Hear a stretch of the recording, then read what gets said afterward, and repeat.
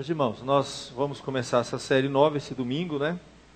É um tema muito importante, tem um impacto direto na sua vida, é um chamado de Deus na sua vida, sem dúvida nenhuma, você vai ver isso ao longo dos próximos domingos. E não tem como uma igreja ficar fechada em quatro paredes, cantando, louvando, enquanto tantas coisas estão acontecendo lá fora. Qual os nossos deveres, né? Para com o mundo lá fora? O que Deus quer de nós? Né? Será que Deus quer que nós nos tranquemos aqui? Vamos cantar, louvar, bendizer o nosso Deus, e o mundo, muitas vezes, um calma desordem lá. Nós sabemos que não é isso, nós não somos chamados para isso. Há muitos equívocos, né?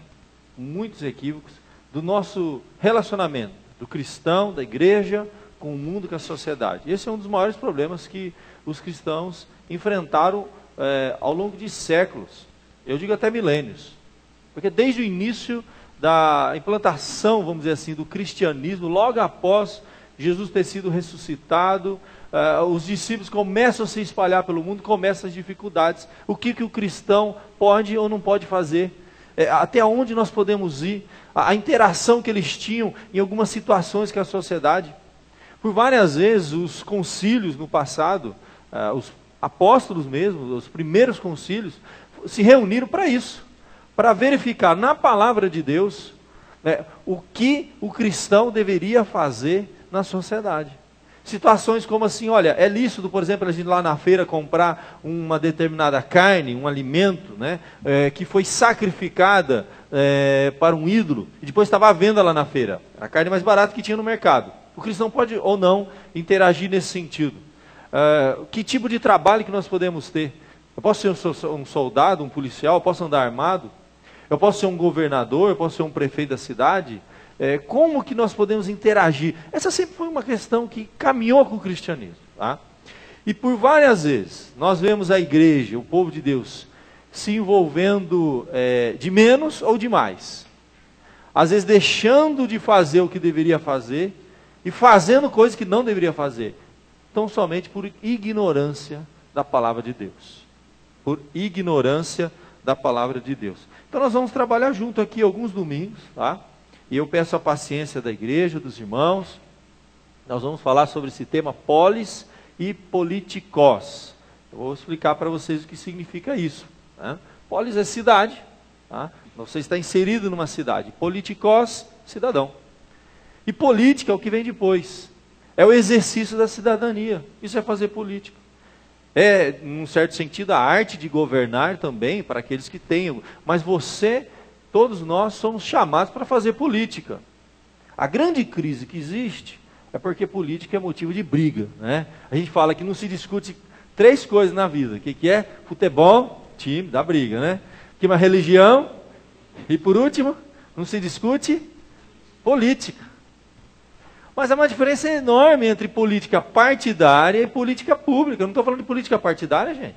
Eu não vou aqui defender um partido, tá? Eu não vou aqui, como algumas igrejas fazem, exigir que a igreja vote em determinado pessoa. Isso é livre, o voto é livre, isso não pode. Isso é um pecado, vou dizer assim. Eu estou falando de política pública. Política pública é tudo aquilo que o cidadão faz na cidade para melhorar a cidade, para o bem comum, para o bem de todos.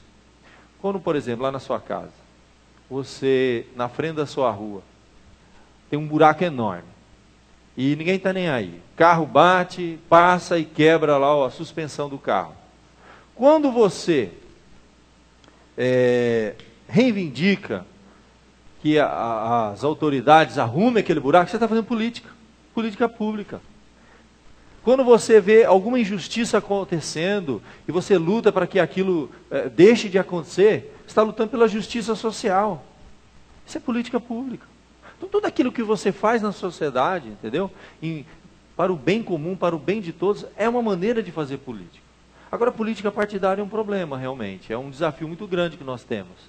Né? E o nosso propósito aqui, nós vamos trabalhar sobre princípios, sobre valores. E é possível, sim, que a gente esbarre em alguma questão. É possível que a gente coloque alguns princípios da palavra de Deus aqui. Por exemplo, um cristão, ele não é a favor do aborto, ele não é a favor da eutanásia, mas pode entrar em conflito com um político que você gosta, ou com um partido político que você segue, que é a favor da eutanásia, por exemplo. Mas aí o problema Desculpa, mas não é meu. O problema é do político que reivindica isso, que luta por isso, e de você que vota nele. Eu não tenho nada com isso, eu não quero entrar em crise partidária. Mas eu posso falar sobre esse princípio, com toda certeza, devo falar. Nós estamos numa fase em que hoje de manhã nós assistimos um vídeo e que foi dito lá. Eu tenho acompanhado muito pela televisão, internet, mais de 860 emendas, modificações de leis, por conta de tudo, legalização da maconha, aborto, tudo que você imaginar de leis que está surgindo no nosso país vai afetar diretamente a sua vida, a vida do seu filho. Eutanásia, um monte de coisa, é uma luta lá. Então a gente tem que estar atento ao que está acontecendo. Como é que o cristão vai ficar fechado aqui com quatro paredes? Esse vídeo aí é um desafio para mim, porque mostra a história do homem. Está lá, tudo acontecendo, gente. E a gente fica aqui, não, nós temos que entender até onde. Mas temos que tomar cuidado com essa questão. Eu não quero que seja motivo de briga e de divisão dentro da igreja. Já vi muita igreja ter problema por causa disso. Bom, isso começa dentro das famílias. Quando eu era mais moço, eu lembro de um caso na minha família muito interessante, parentes, né? Eu tinha o meu avô, por parte de mãe, já é falecido, né? Chamava João Lima. E eu vivi muito, assim, a família era muito envolvida com política, em vários sentidos. Tinha um lado da família que era muito envolvido com política de direita, né? Então, quando eu nasci, na cidade que eu nasci, meu tio prefeito 2 mandatos lá. Eu convivi nesse contexto, meu tio era o prefeito da cidade, era uma pessoa muito respeitada na cidade, graças a Deus não tinha corrupção na prefeitura dele, na cidade que eu nasci. Me lembro que ele faleceu ano passado, a cidade entrou de luto, foi feito muitas homenagens, que ele trouxe muito desenvolvimento para aquela região e para aquela cidade. E o meu avô, o pai dele, também era muito envolvido com política. Só que o meu avô, na época do Collor de Mello, anos 90, né, ele era assim, fanático, quase idolatrava o Collor de Mello. E dentro do quarto dele, morava já sozinho, num quartinho lá no fundo, na casa lá da minha tia, tinha um quadro, um pôster do Collor. Lá atrás da cômoda dele, um pôster do Collor. E eu me lembro que era motivo de briga aquele pôster. Porque os netos, eram 7 naquela casa, né? Nenhum gostava do Collor naquela época.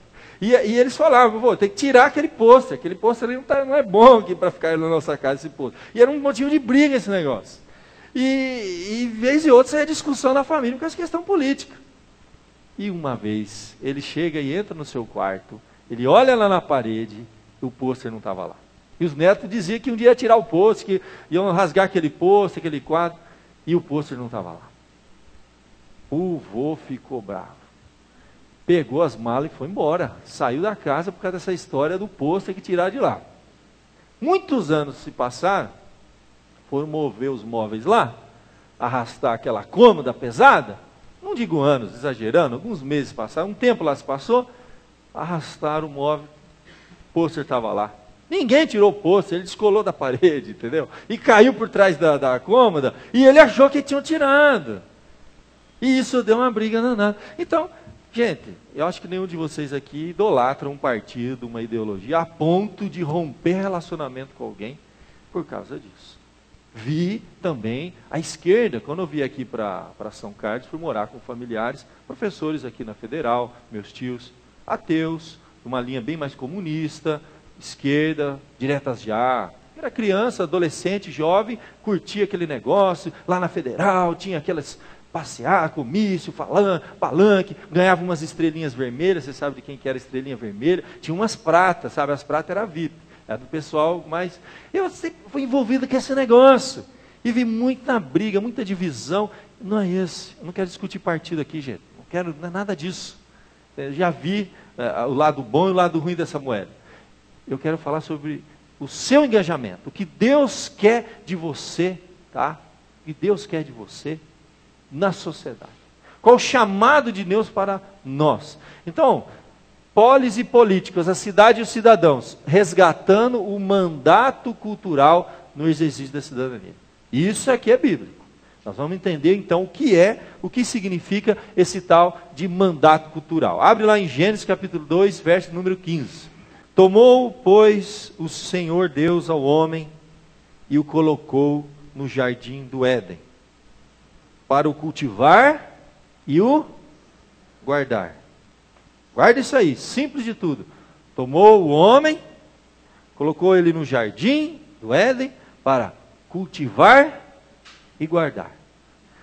Muito bem, o que é esse negócio? Vamos ver o contexto, o que estava acontecendo. Deus criou o homem, né? Vamos entrar aqui na questão do pacto. E ele fez um pacto, uma aliança. Nós chamamos da aliança que Deus fez com o homem. Na nossa confissão de fé tem uma síntese. A doutrina do pacto, esse tema bíblico, ele é muito profundo. É para estudar aqui bastante. Eu só vou fazer uma introdução. É tão grande a distância entre Deus e a criatura, nós, né, que embora as criaturas racionais lhe devam obediência como seu Criador, nunca poderiam fruir receber, usufruir, né, fruir, nada de Deus como bem-aventurança, recompensa, senão por alguma voluntária condescendência da parte de Deus, a qual agradou-lhe expressar por meio de um pacto. Nós não recebemos nada de Deus, nós não entendemos nada, não iríamos ter relacionamento algum com Deus, se não fosse essa coisa chamada pacto. É uma aliança de Deus. Deus, então, agradou a ele expressar isso por meio de um pacto. E quando ele cria o homem, a mulher, ele faz esse pacto. Ele chama os primeiros pais, nossos primeiros pais, e faz uma aliança com eles. E essa aliança, a gente diz assim, ao se pactar com o homem, Deus estabeleceu 3 mandatos ou ordenanças que iriam nortear esse relacionamento. Deus não criou o homem, deu corda nesse mundão e virou as costas e quer. Não, colocou deveres, tem coisa para fazer. Nós podemos chamar, a Bíblia fala desses 3 mandatos ou ordenanças, não estou falando dos 10 mandamentos, não houve pecado, não entrou nada de errado no mundo. Estamos lá no paraíso, gente, jardim do Éden, tudo perfeito, relacionamento de Deus com o homem. Primeiro é o mandato cultural, trabalho. Colocou ele no jardim do Éden, cultiva e preserva. Cultivar, produzir, preservar. Depois, o mandato social, deixa homem, pai, mãe, se une a sua mulher, os dois se tornam uma só carne. E o mandato espiritual, vai ter um dia que você vai deixar de cuidar dessas coisas aí, entendeu? De governar o mundo, de cultivar e guardar, vai deixar de lado as questões sociais, família e tudo mais, e vai se dedicar só a mim, exclusividade, eu e você. É um dia do Senhor, é um dia que vai ser guardado para nós, no início, no sábado, era o dia do Senhor, cultuarmos a Deus, adorarmos a Deus. Esse dia do Senhor, gente, abençoou Deus ao 7º dia e o santificou, porque nele descansou de toda a obra como o Criador fizera. Nesse dia, gente, para tudo. Deus deixou as suas obras, nós devemos deixar as nossas obras aqui, nossos afazeres, nossos deveres, e nos dedicarmos a Deus. Estamos fazendo isso hoje aqui agora. É um tempo de adoração, de louvor. Havia isso no passado, gente, desde o início lá, estamos em Gênesis 2. A Bíblia diz que na viração do dia, o homem e a mulher se encontravam com Deus. Era um tempo de comunhão profunda. Era um tempo de deixar de lado todas as preocupações dessa vida para se concentrar em Deus, para renovar as forças, para louvar esse Deus, para bendizer, para alimentar a alma. Nem só de pão viverá o homem. Tem que deixar um pouquinho o pão, né, de lado, do suor do teu rosto, né? Vai trabalhar, deixa um pouco de trabalho. Nem só de pão viverá o homem, toda a palavra que sai da boca do Senhor. O homem foi lá se alimentar espiritualmente, em comunhão com Deus. Sempre existiu mandato espiritual. Aqui, meu querido, Deus pretendeu que o homem e a mulher permanecessem em um relacionamento íntimo, pessoal com Ele. E Ele se fez, olha só que lindo, e Ele se fez imediata, direta, pessoal e intimamente disponível. Essa expressão não é minha, essa frase que eu coloquei, é do Dr. Gerhard von Groningen. Homem de Deus, homem de Deus. Tem um livro dele dessa grossura que ele só trata sobre esses mandatos, o pacto, a aliança extraordinária. Faleceu ano passado, já bem idoso, usado por Deus, que ele fundou faculdade de teologia em várias partes do mundo, inclusive aqui no Brasil.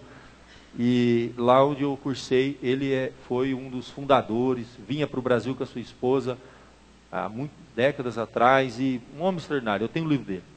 E ele sintetizou essa ideia dizendo isso, que Deus pretendia que o homem e a mulher permanecessem um relacionamento íntimo e pessoal com ele. Deus quer isso da gente. Deus quer um relacionamento íntimo e pessoal com você. E ele se fez, Deus se fez, de maneira imediata, sem meios, percebe? Direta, Deus e você, pessoal e intimamente disponível para isso. É esse dia, gente, que a gente para e se volta para Deus, gente. Vale a pena. E quem não faz isso, quem deixa de lado esse mandato, quem está agora preocupado com 1 milhão de outras coisas, não sabe o que está fazendo. Importantíssimo mandato.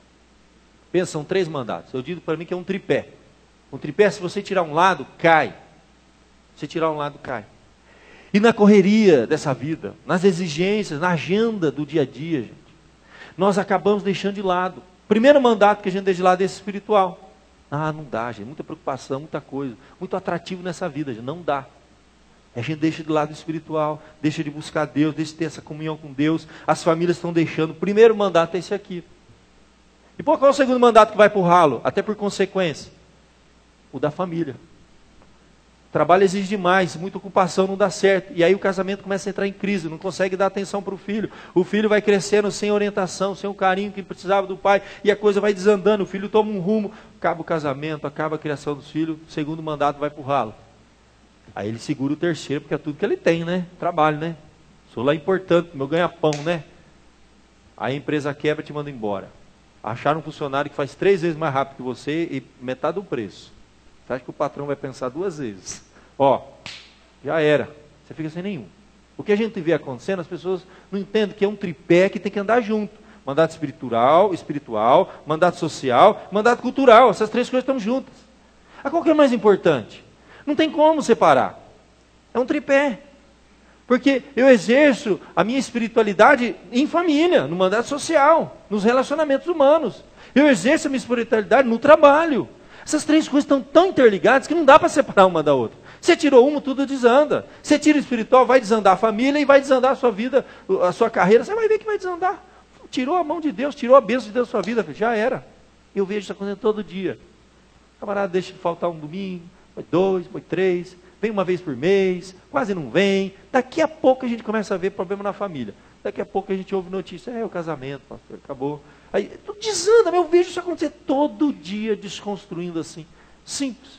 Deus fez um pacto, mandato cultural, social, espiritual. Leva a sério essas 3 coisas da sua vida. E você vai ver o que Deus vai fazer na sua vida. Presta atenção nisso aí. Então, meu querido, o foco hoje não é trabalhar, se aprofundar nesse mandato espiritual. Importantíssimo, todos são importantes.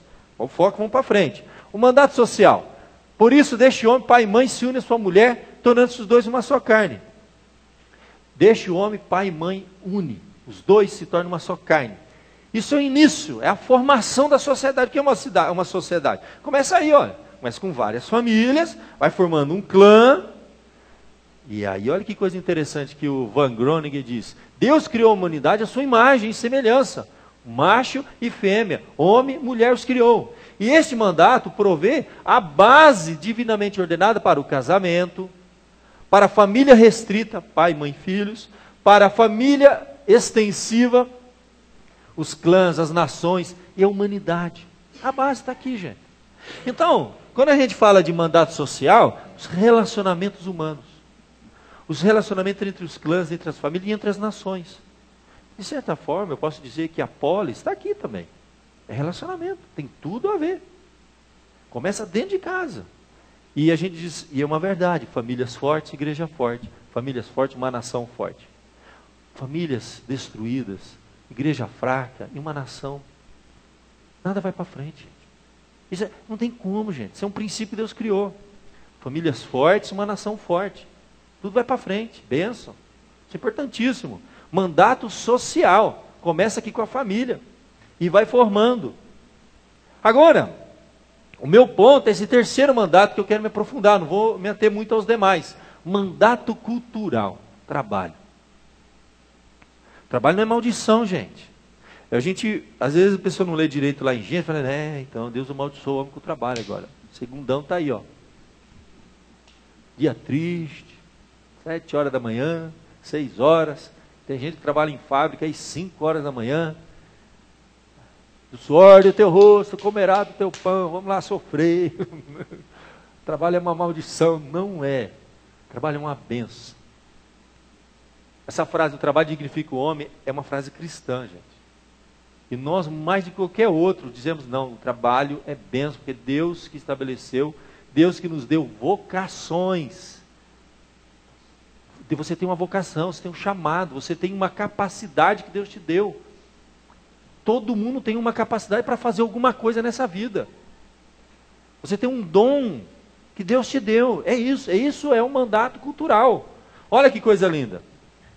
E lá no início, tomou, pois, o Senhor Deus ao homem e o colocou no jardim do Éden para cultivar e o guardar. Olha esse princípio.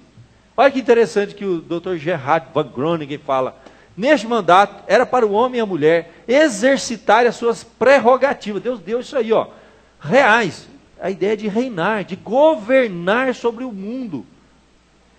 Governando sobre o mundo, desenvolvendo e simultaneamente mantendo. Produzindo, preservando. Desenvolvendo, mantendo. Cultivar e guardar. Olha aí o princípio. Coisa linda.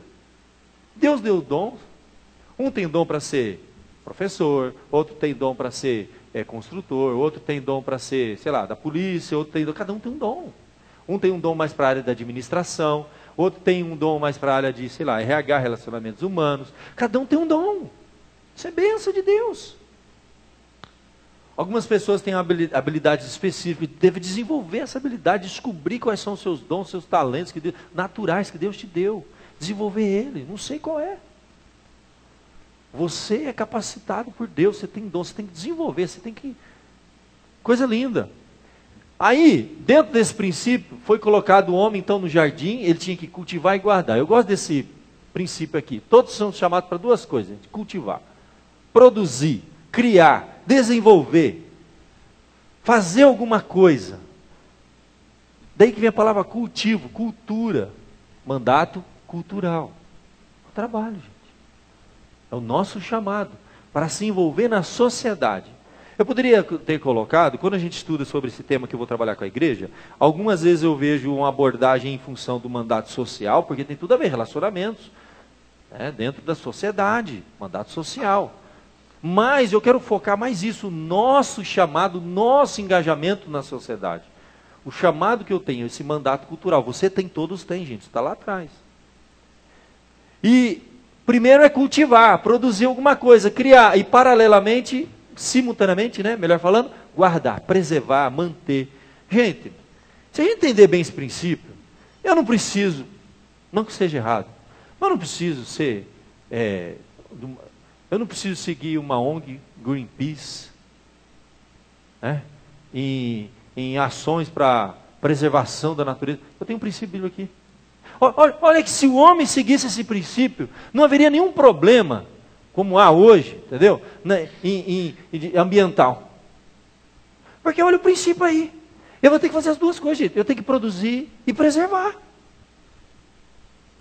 Que princípio é esse? Então o homem vai produzir, ele vai crescer, ele vai prosperar, o progresso é necessário, mas de uma maneira sustentável.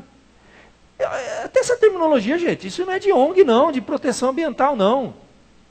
Isso é bíblico, isso é um princípio.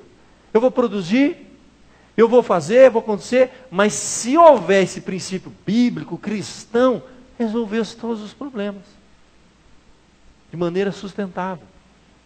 Outra coisa, por exemplo, eu vou produzir, mas eu não vou destruir. Eu não vou destruir a carreira do outro, está aí um princípio.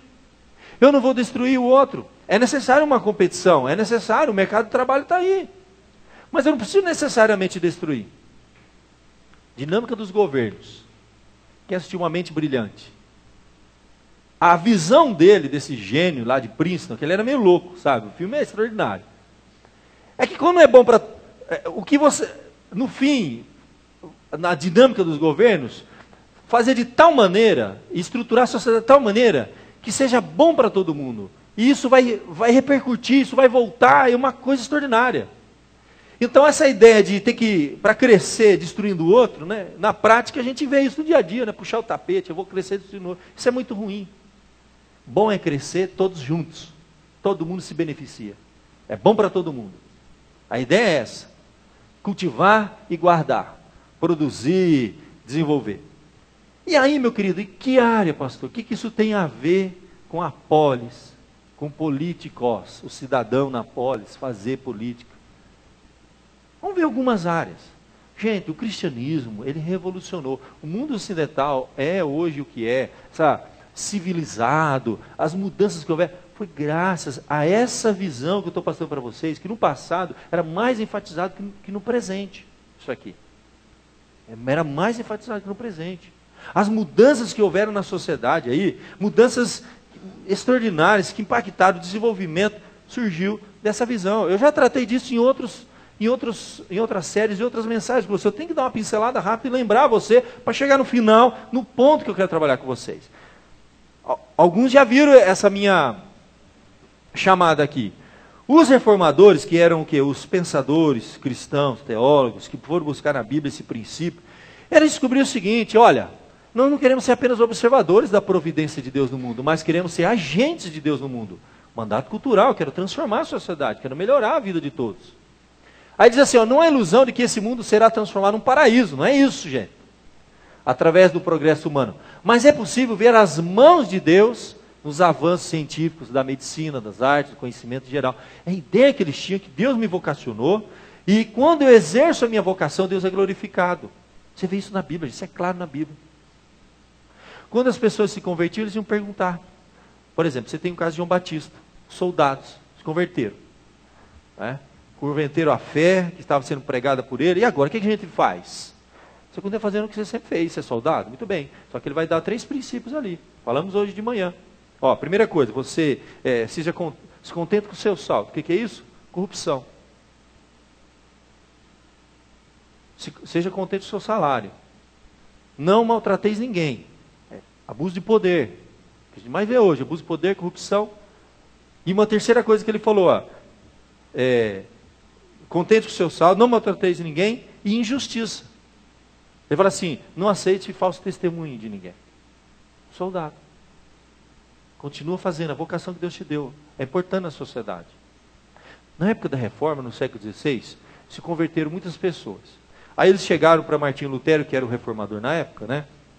Pregava isso aí, estou pregando aqui, ele pregava. Mas agora, o que eu vou fazer? Uma vez chegou um rapaz para ele, perguntou, ele falou assim, o que você faz já? Eu falei, eu sou sapateiro. Ótimo, continue fazendo sapato. Você vai fazer o melhor sapato e vender um preço justo. Deus vai ser glorificado em você. Que dom que você tem, que capacitação que Deus te deu. Faça excelência, cultive. Cultivar isso, gente. É produzir o melhor. Fazer a excelência e preservar. Dentro desse princípio. Esse princípio, ele dá um equilíbrio. Se você tirar o guardar, o preservar, o manter, só produzir, é isso que está acontecendo no nosso planeta, gente. Esse caos aí que estão fazendo, estão destruindo tudo, o que adianta? O que adianta? Agora também não adianta dessa zonga metalista, proibido crescer, proibido o progresso, não pode nada, não desenvolve o homem, vamos voltar a ver Varainho de novo, morar lá na Oca, lá, fazer fogo, né? Não é isso também. É um equilíbrio das duas coisas em todas as áreas da vida humana. Essa era a visão do passado dos homens, eles mudaram o mundo com isso. Mudaram o mundo, gente. Ó, por exemplo, vamos lembrar que eu já falei com vocês, em todas as áreas isso foi impactado. Na família, na arte, música, literatura, ciência, educação. O homem foi liberto para produzir, cultivar e guardar. Esse princípio, mandato cultural, cultivar e guardar. Vai embora, aí começa. Por exemplo, na família, foi resgatado o conceito bíblico que valoriza a formação da família como um ato que glorifica a Deus. Porque antes o camarada queria glorificar a Deus, o que ele fazia? Ele ia para o convento, ele ia lá para o mosteiro. Agora não, você vai casar, ter filho, vai formar uma família, vai lá. Vai educar um filho que você vai ver. Né? Vai casar. Vai pagar os seus impostos. Vai viver na cidade. E a Bíblia diz que nós temos que ser luz. Sal. Né? Então nós somos chamados, gente, temos que salgar o mundo. O negócio é esse, vai para o mundo e vive lá. E cria seu filho no mundo. Jesus orou, não peço que os tires do mundo. Nós estamos na cidade, na sociedade, nós vamos transformar o mundo. Deus quer te usar lá onde você está. Você está num ambiente que você não aguenta mais, um monte de gente ímpia, só fala palavrão, só conversa fiada, mas é lá que você vai ser luz e sal. Não é aqui dentro. Que é fácil. Todo mundo bonitinho, cheirosinho, domingo, né? A gente vai ficar 1 hora juntinho aqui, aí dá um beijinho lá no rosto, no outro, tá, passou um perfuminho. Não, irmão, Deus abençoe. Meu irmão, quero ver de segunda a sábado. E ver junto, enfrentar os problemas no trabalho, chegar em casa estressado, com um monte de dor de cabeça, coisa, conta para pagar. Entendeu? Final do mês está chegando aí, o dia já acabou, o que você vai fazer? Ah, meu irmão, quero ver honrar Deus é agora. Glorificar Deus é aí. Então, dentro da família, vamos formar a família. Deus é glorificado porque é Deus que formou a família, mandato social, olha a visão deles, ó. Nas artes, gente, houve uma mudança extraordinária. Não sou da opinião, dizia Lutero, de que as artes devam ser jogadas de lado, desprezadas pelo Evangelho, como prestam algumas pessoas super espirituais. A arte é coisa de Deus, gente. É um dom de criatividade que Deus dá, que tem que ser desenvolvido, seja que arte for, é música, se ele toca violão, se ele toca piano, ele tem que desenvolver isso, tem que produzir música decente. Porque, gente, a gente olha, vai falar a verdade, gente. As músicas da nossa sociedade, olha, salvo poucas, e, ó, geralmente são um pouquinho mais antigas, viu? Você tira lá a bossa nova, MPB, só sobra o quê? Funk, entendeu? Aquelas músicas maravilhosas, né? Que você escuta ela vindo de longe, o carro, tum, tum, tum. Aí você vai ver a letra, eu não vou falar aqui que é pecado, entendeu? Isso é música, Jesus. É culpa nossa que não está produzindo música boa, com qualidade, coisa que edifica o homem. Gente, não tem um princípio para mim bíblico, Filipenses 4. Tudo que é bom, tudo que é louvável, está falando tudo, gente.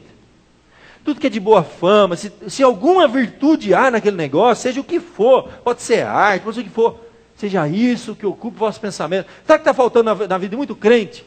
Vai ouvir uma música, vai dançar um pouco, vai, sabe, fazer uma coisa boa na vida.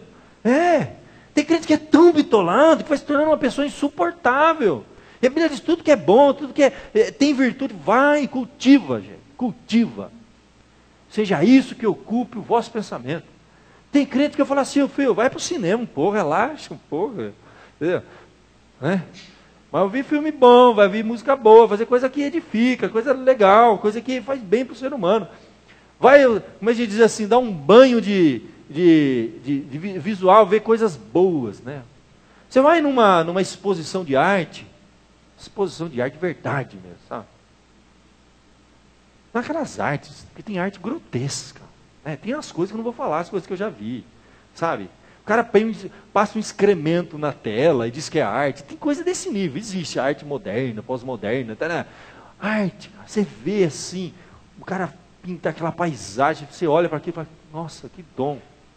Você pega aquelas pinturas que ele pintou, você fala assim, é foto ou é pintura, cara? É uma perfeição.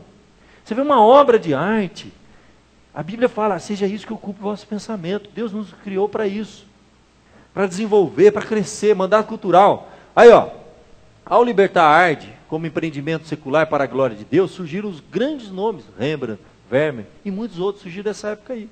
Vamos para frente. Eu já falei isso com a igreja em outras ocasiões, mas tem que estar sempre, sabe, lembrando, gente. Eu vou entrar num assunto agora que tem que ser tranquilo. Aqui na Vila Alpes é assunto pacífico. O pastor vai falar disso, de polis, polícia, é sossegado. Não podemos ter um preconceito disso aí, não. Olha lá, na literatura, gente, nem se fala. A reforma deu liberdade para o surgimento do romance moderno e uma variedade de explorações literárias. A era dourada da literatura inglesa, gente, está totalmente ligada à reforma protestante. As pessoas saíram para produzir livro, romances. Os primeiros romances foram escritos nessa época aí, ó. Escrever coisa boa, histórias bonitas, belas. Valoriza o homem, né? Poesia. O cristão tem que fazer poesia. Tem que fazer poesia. Vai para os homens, faz poesia para a mulher. Entendeu? Usa a criatividade. Temos que voltar a apreciar o belo. É isso que é lindo. A música, os reformadores se movimentavam entre o secular e o sagrado, na área da música, como esferas ilegítimas, divinamente ordenadas, mas não confundiam. Você tem a música dedicada para o louvor. Música de louvor. Entendeu? A letra tem que estar, como dizia Lutero, explicar-te o texto. A letra tem que explicar o texto. Né? A música é veículo do texto. O que nós vamos cantar aqui, gente, tem que estar em acordo com a palavra de Deus e tem que estar bem feito. Olha, as músicas de Bach, por exemplo, ele terminava, só lhe deu glória. Você já viu essa expressão, só lhe deu glória? Sabe o que era o só lhe deu glória ali? Era uma ISO. E essa música era feita de acordo com alguns princípios que Deus era glorificado. Então ele fazia o máximo, sabe? Ele fazia aquelas metrificações mais complexas, assim, que era uma coisa para glorificar Deus, excelência na música. A letra eram letras, né, extraordinárias, né? Jesus, a alegria dos homens, músicas extraordinárias que os homens do passado compunham, e o carimbo embaixo, só lhe deu glória, SDG. Isso aí era uma ISO, foi feito para a glória de Deus. Ele não confundiu as coisas. Ao mesmo tempo, produziu música secular, música romântica. Pera, eu não vou louvar a Deus com uma música romântica. Não tem nada a ver, entendeu? A música romântica você canta para sua namorada. E tem que ter música romântica decente. Você não vai cantar para suas namoradas, para sua namorada, para a esposa. Essas músicas que estão por aí, gente. As preparadas. Deus me livre. Só levar um... Tem muita porcaria. Mas por quê? Porque o povo que tem valores, que tem princípio, está fechado. Vai produzir música, gente. Eu quero ver. Ó, gente, eu vou falar, no meio gospel tem muita coisa boa. Mas tem muita porcaria, gente. Você fala, mas se esse camarada tivesse no mundão para vender CD, ele morreria de fome. Porque eu vou falar para você, o cara é desafinado, é ruim, não tem criatividade, o negócio, eu falei, entendeu? Arte, música, o teólogo, por exemplo, Teodoro de Beza, olha que coisa interessante. Viveu em 1519, gente, estou falando de coisa de 1500, 5 séculos atrás. Escreveu a primeira tragédia francesa, além de escrever tomos teológicos. Era um teólogo. Isso aí, salgar o mundo com coisa boa, com valores. O mundo está precisando de valores, o mundo está sem valor, vazio, sem sentido. Às vezes a gente influencia as pessoas, primeiramente assim. Então não adianta você já chegar enfiando Bíblia goela abaixo da pessoa. Produza coisa de excelência, coisa que...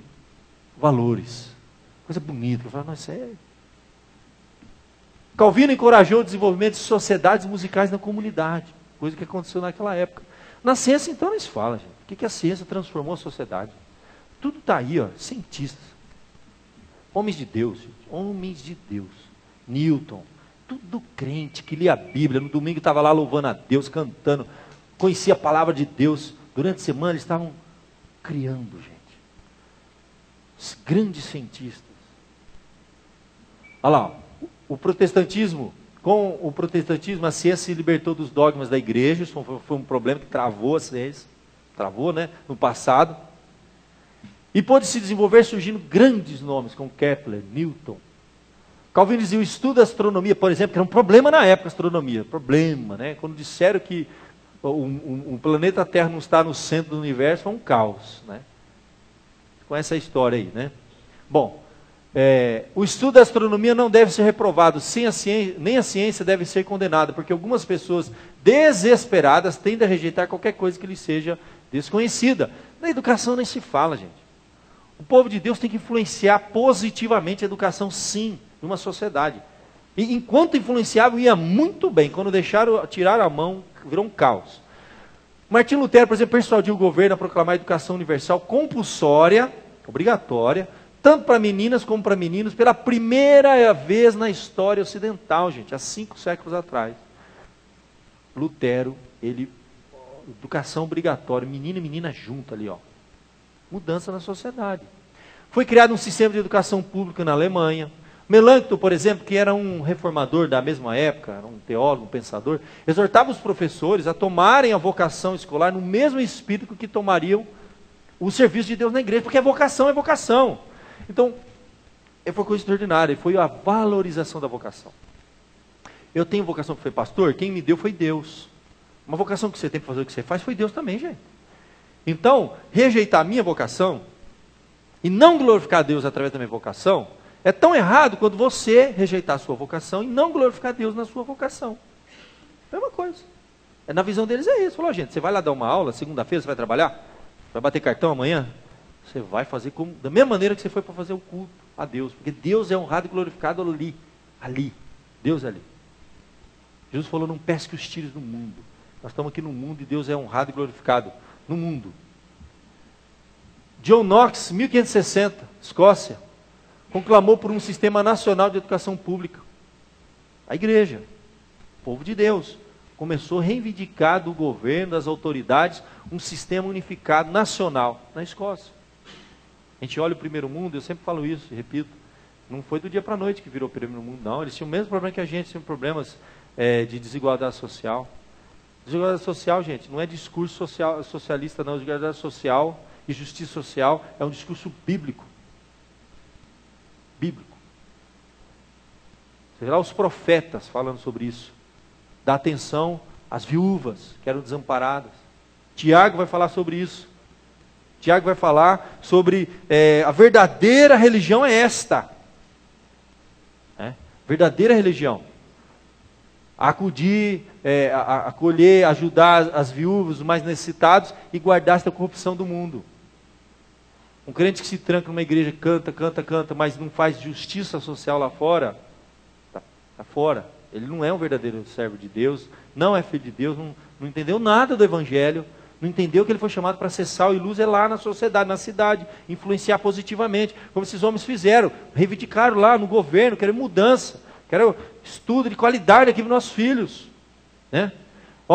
A tradição reformada surgiram as grandes universidades, Zurique, Estrasburgo, Genebra, Edimburgo, Amsterdã, Harvard, Yale, Princeton e muitas outras. Eu vou falar ao longo dessa série sobre um pensador extraordinário, Abraham Kuyper, holandês, primeiro-ministro da Holanda, teólogo, escritor, fundou a Universidade Livre de Amsterdã. Homens eram assim, gente.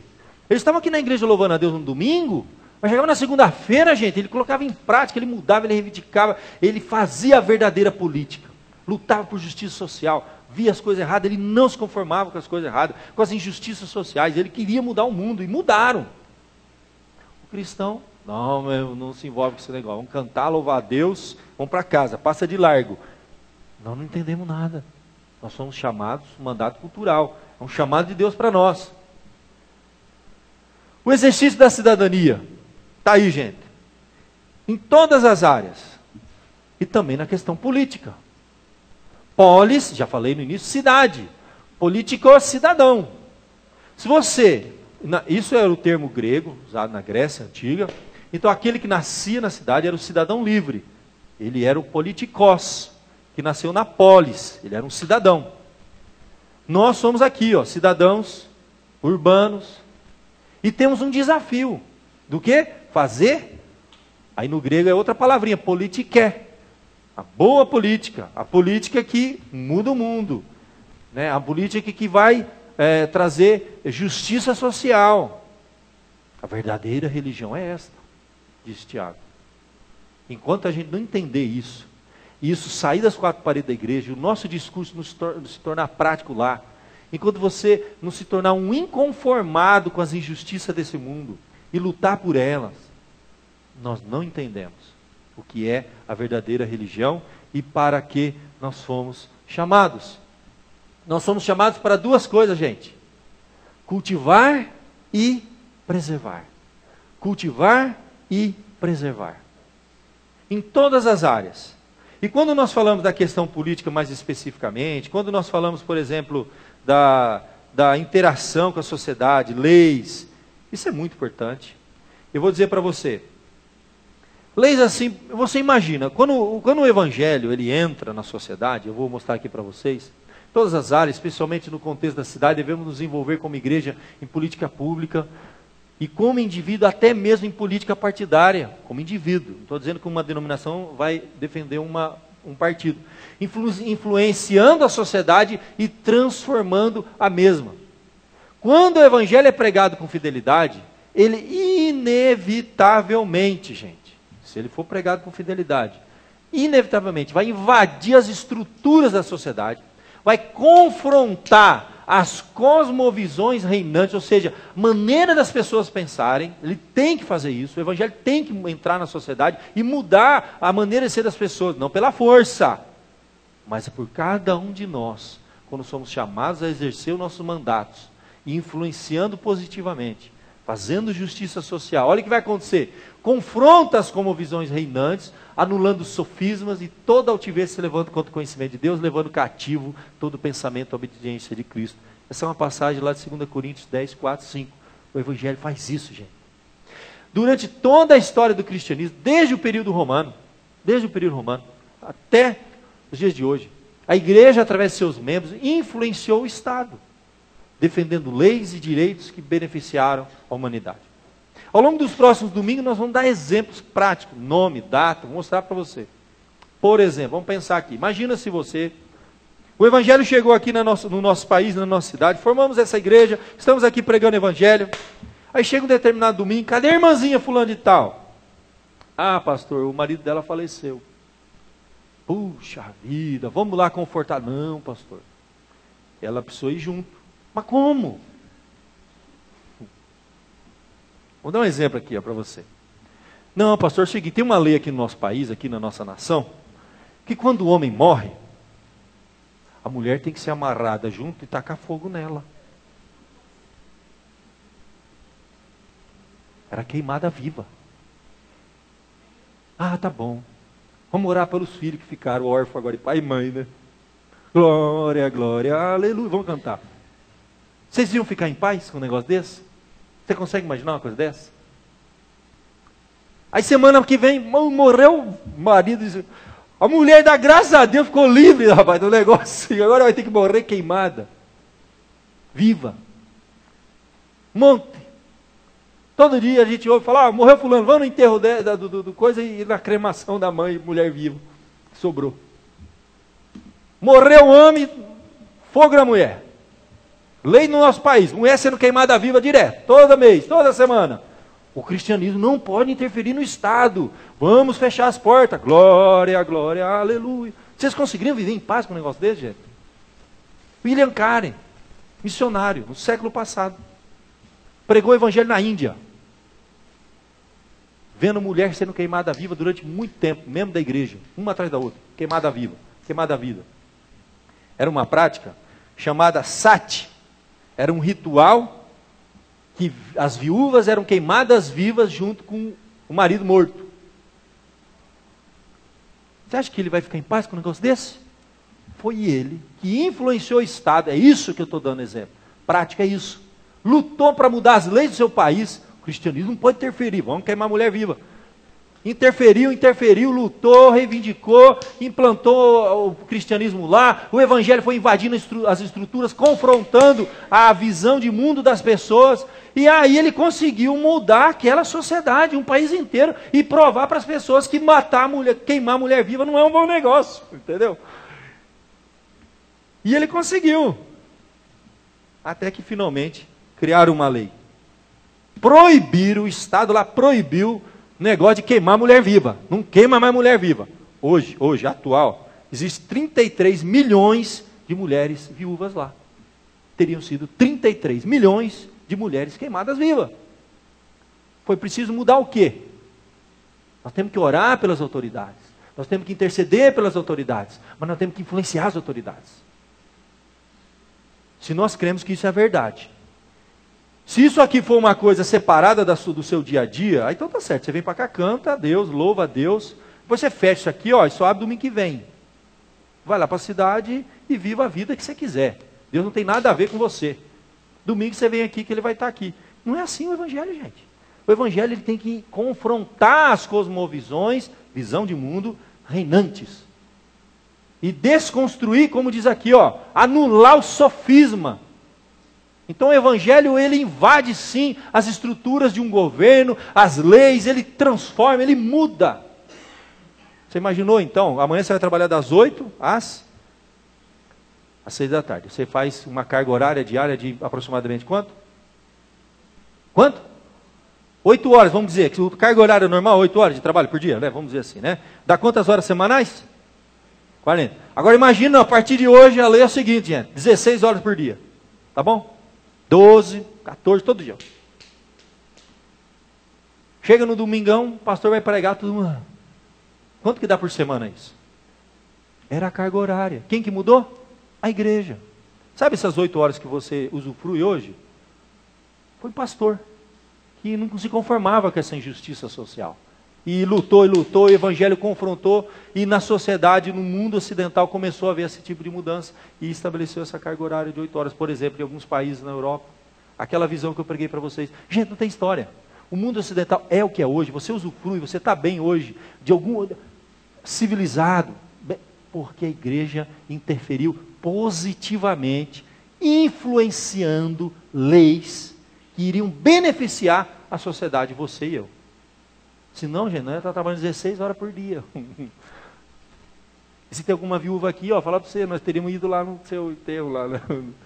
Queimar viva. Claro, isso aconteceu lá na ilha, estou dando um exemplo para você. Inúmeros outros exemplos. É isso que acontece. Então, você vai ver, e nós vamos caminhar junto, nós vamos ver junto aqui, meu querido, que é possível, tá? A igreja, sim, interferir. Nós vamos ver no domingo que vem, até que ponto nós podemos, o que é um Estado laico, o que a igreja pode fazer, o que você como cidadão, como, vamos ver de maneira muito prática, porque na igreja é tudo muito prático. Então é isso, gente, nós temos que mudar a sociedade. Vamos fechar os nossos olhos. E nós temos um desafio aí pela frente. Nós temos 1 mês e 10 dias até as eleições. E ali, gente, hoje aqui nós temos direito a votar, a pensar as pessoas, nós vamos colocar lá, que leis que estão sendo estabelecidas, a orar por essas autoridades, a fazer justiça social na esfera que Deus te deu. Na esfera que Deus te deu. Você não pode ser conformado. A Bíblia diz claramente, não vos conformeis com este século. Em todos os sentidos, gente. O cristão, ele é um inconformado. O cristão, ele é um inconformado. Ele não se conforma com as injustiças, com as coisas que estão acontecendo. Ele não pode se conformar com a corrupção, com a lavagem de dinheiro, com esse mundaréu de dinheiro aí, essas coisas erradas acontecendo. Ele não pode. O cristão, ele é um inconformado. Ele é inconformado de ver uma injustiça social, de ver uma pessoa passando fome e ele é um inconformado. Ele tem que lutar por melhorias. É isso. Foi isso que mudou o mundo e é isso que vai continuar acontecendo para mudar o mundo em que nós vivemos. O mandato cultural, Deus chamou para cultivar, produzir e guardar. Vamos fechar os nossos olhos, vamos orar, porque o desafio é grande. Os desafios que nós temos pela frente, que essa nação tem. Quanta injustiça social, gente, quanta coisa. O cristão, ele é inconformado, ele não pode, ele fala, Senhor, me usa. De repente eu posso mudar uma situação ali perto de mim, na minha esfera de ação, no meu raio de ação, ali no meu bairro, entendeu? Ali no meu trabalho, eu posso melhorar a qualidade de vida das pessoas. Deus quer te usar. E você deve ser um instrumento de Deus, ser sal e ser luz aqui na terra. Ó Pai querido, nós oramos porque o desafio é grande, Senhor. Quem somos nós? Pequeno rebanho que aqui se reúne dominicalmente para te louvar, Senhor. Falamos de mudar o mundo, mas o mundo nosso, Senhor. O mundo que eu vivo, o bairro que eu moro, o emprego, Senhor, onde eu trabalho. Tem misericórdia, Senhor, usa a minha vida para melhorar, ó Pai, a polis, a cidade que eu vivo, Senhor. Abençoa o teu povo aqui essa noite, ó Pai. Dê-nos, ó Deus, essa intrepidez que os teus filhos tiveram no passado, Senhor. Mudaram, às vezes, leis, ó Deus, que afetaram uma nação inteira, Senhor. Homens e mulheres como nós, ó Pai. Imperfeitos, falhos, sujeitos às mesmas paixões, mas lutaram, Senhor, para melhorar o mundo e mudaram, Senhor, o mundo e melhoraram esse mundo. Toma nas tuas mãos, cada um aqui, ó Pai, e que possamos resgatar, Senhor, esse chamado, esse mandato cultural, Senhor, na nossa vida, no exercício, então, da cidadania, Senhor.